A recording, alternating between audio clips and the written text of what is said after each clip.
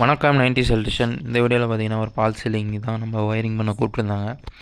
போய் பார்த்தீங்கன்னா ஒயர்லாம் ஆல்ரெடி அவங்க பழைய ஒயர்லாம் கொஞ்சம் வச்சுருந்தாங்க. அதெல்லாம் பார்த்தீங்கன்னா தேவைப்படுற ஒயர் வந்து மறுபடியும் எழுதி கொடுத்துருந்தோம்.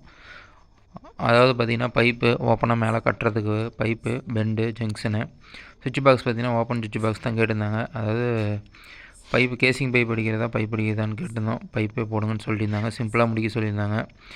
ஒயர் பார்த்தீங்கன்னா சர்க்யூட்டுக்கு 2.5. இங்கேருந்து மெயின் லைன் மீட்ரு பார்த்தீங்கன்னா ஒரு 50 அடிக்கு தூரம் இருக்கும். அதனால் பைப் வந்து ஓப்பனாகவே ஷீட்லேயே வச்சு கட்டிட்டு போயிட்டோம்.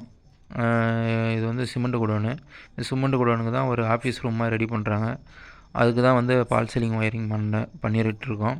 அதாவது பார்த்திங்கன்னா ஐஃபை சுவிட்சு, ஐஃபை ஷீட்டு, ஓப்பன் சுவிட்ச் பாக்ஸு, பாயிண்ட் பார்த்திங்கன்னா ஃபால்ஸ் சீலிங்கில் பார்த்திங்கன்னா கொஞ்சம் 5 லைட்டு, வால் ஃபேன் பார்த்திங்கன்னா 3 வால் ஃபேனு, டிவி பாயிண்ட்டு, அப்புறம் லேப்டாப் சிஸ்டம் வருது அதுக்கு ஒரு ப்ளக் பாயிண்ட்டு, அப்புறம் ஏசி பாயிண்ட் 1. இது எல்லாமே பார்த்திங்கன்னா லைன் எல்லாமே அடிச்சுக்கிட்டோம். ஸ்க்ரூ பண்ணி பாக்ஸ்லாம் ஏற்றிட்டு ஒயர்லாம் இழுத்துட்டு சுவிட்ச் போர்டு எல்லாமே முறுக்கிட்டு, எம்சிபியும் பார்த்திங்கன்னா இங்கே வந்து தனி சர்க்யூட் லைன் கொண்டு போய்ட்டோம். யூபிஎஸ்ஸுக்கும் தனி சர்க்யூட்டு கொண்டு போய்ட்டு ஒரு 2 போல் எம்சிபி வச்சுட்டோம்.